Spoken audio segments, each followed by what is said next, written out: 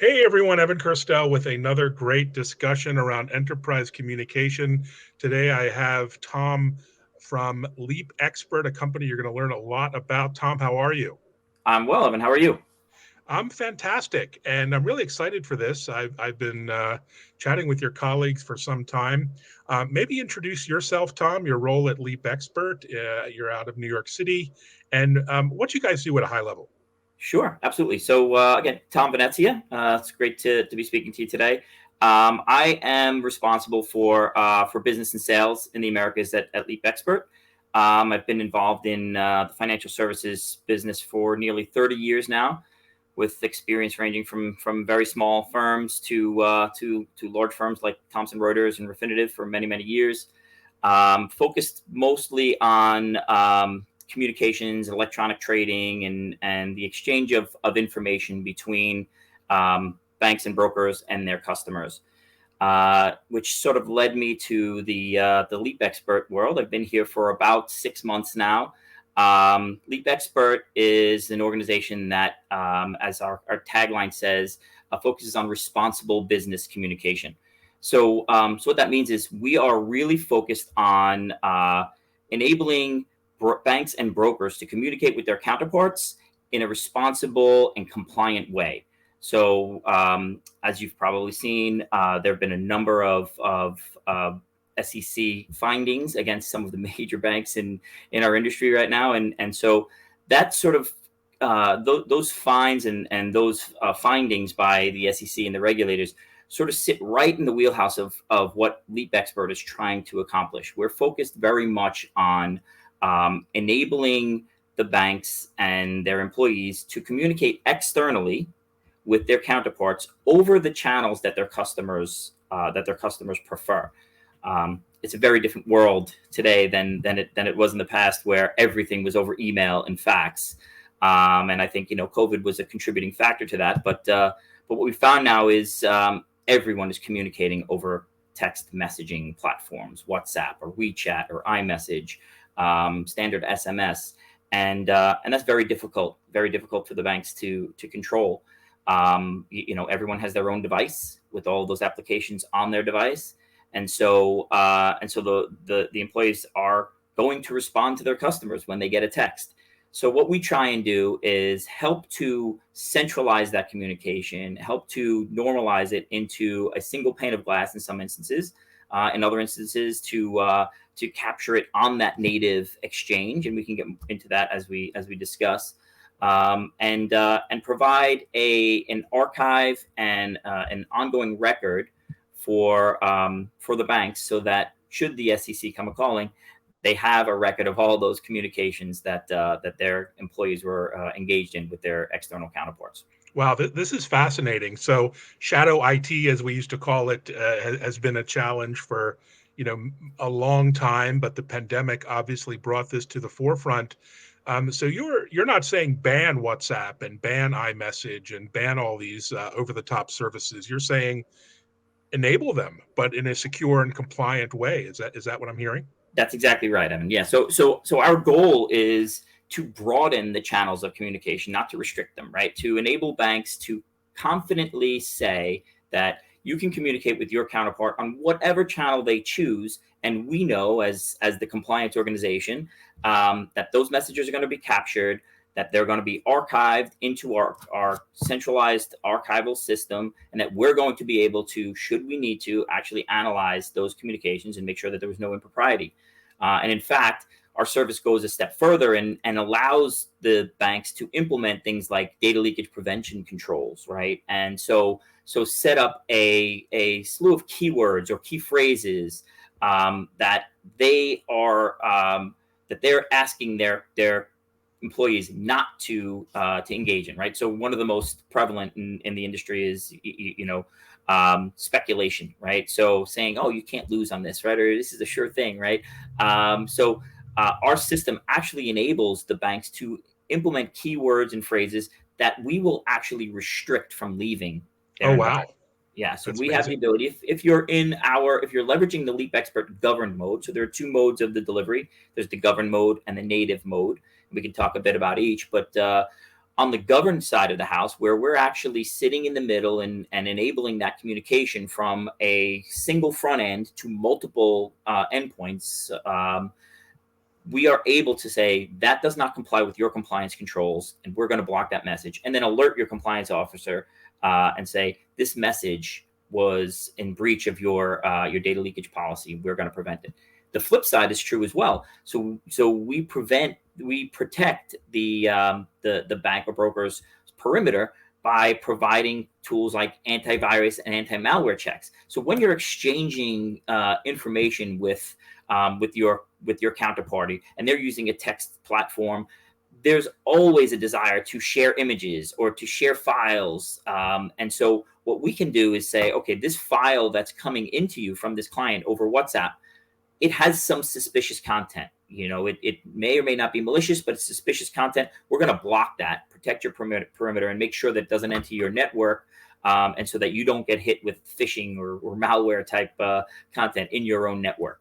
So we're taking it very seriously. The fact that there are controls that need to be in place. These are financial institutions that have rigid compliance controls. And we're taking every step to ensure that they have all the tools they need to communicate more broadly, but in a compliant and protected way. Amazing. So this goes well beyond the banking space. It seems so many regulated industries require this kind of compliance. I'm thinking healthcare and government agencies. That's exactly right. So what is your opportunity out there in the marketplace? So it's interesting. I think you hit it on the head, right? There's so much more to the LeapXpert proposition than just the financial services industry. Right now, we're very focused on financial services industry because there is a imminent demand, right? There's a need right now for these banks to protect themselves from the slew of fines that we're seeing, right? $1 billion across 5 banks. 5 of the biggest name banks in the world have seen $1 billion, and it doesn't end there, right? There are going to be a bunch more. I'm certain of it, right? We're seeing sort of dribs and drabs of smaller fines coming out now, but the capability, the features and the functionality that LeapXpert provides are very applicable beyond just the FinServ markets, right? So in healthcare, 100%, we see a massive opportunity in healthcare. In government, there's so much protection around data distribution and communications. So we're actually starting to look at some opportunities in the government space as well. Small municipalities even we're having conversations with about how could you help us protect our employees from sending data out that we know is controlled. And even beyond that, education, we think there's a tremendous opportunity in education. So and legal, right? Legal, there's so much confidentiality, right, around the exchange of information. If you're working a big financial deal, or if it's just a case that you're working with a colleague in another office, you need that data to be protected. So there's tremendous amount of opportunity, we believe, with our proposition, and we're really starting to see a significant amount of interest from all markets. That's exciting. Well, tell me about this fine, though, that you mentioned. This is a bombshell. I mean, we usually fines from the SEC are kind of a slap on the wrist. $1 billion is not a slap on the wrist. What do you think was behind that? Was it a shot across the bow, or are there more to come? What's happening there? Yeah, so the $1 billion is actually additive, right? It's $200 million to the 5 largest banks, to 5 of the largest banks in the world. Household names that we're all aware of, and I think basically it was just that, right? It was a message to these banks saying that you have a responsibility to manage this information. There are controls in place that have been in place for many, many years around what needs to be captured and how communications with customers need to occur. And so the fines are mostly entitled, fines for use of unapproved devices, right? But in essence, it's about communications. It's about the content more than the tool, So right? basically, you're saying a cell phone, a mobile phone, is an unapproved device. That's right, exactly. So there are a number of ways that banks are starting to protect themselves, right? One is taking services like ours, and we're seeing a tremendous amount of interest, and we're having conversations with many banks. Another is you need to control the device, right? And so you need to put software on there to control the device, or what we're seeing a bit more prevalent than in the past. In the past, it was no one wanted to carry two phones, right? It used to be you go to work, you got your BlackBerry, right? If you remember those days, you got your BlackBerry, and then you had your own personal phone, and then that sort of went by the wayside, and everybody said, I only really need one device, and we can put some software on there to sort of ensure that no one's misusing that device. But then the advent of all these texting tools came about. And so having your own personal device with all these texting tools becomes very difficult to manage. So what we're seeing now, a lot of banks are actually moving to a company issued device again. So you'll have your own Oh, personal phone and oh, your own. please no, please no. So, but I think what you'll find is it'll be a mix, right? Adoption is always difficult.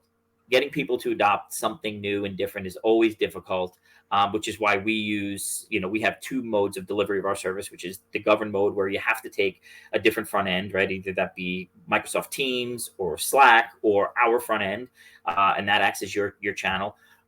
Or the other mode we have is native, where you're actually using those applications to communicate. You're using WhatsApp, you're using WeChat, you're using iMessage to communicate with your counterparty, and we're capturing all that.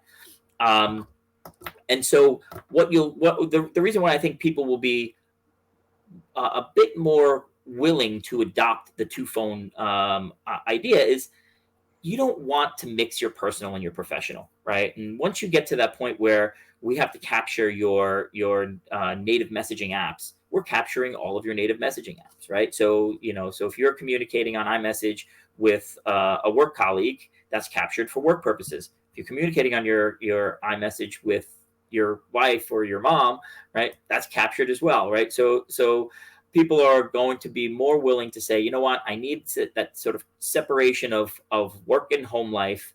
And if two phones gets me that, then fantastic, right? So I do think that in some instances you'll see where the adoption is a bit more.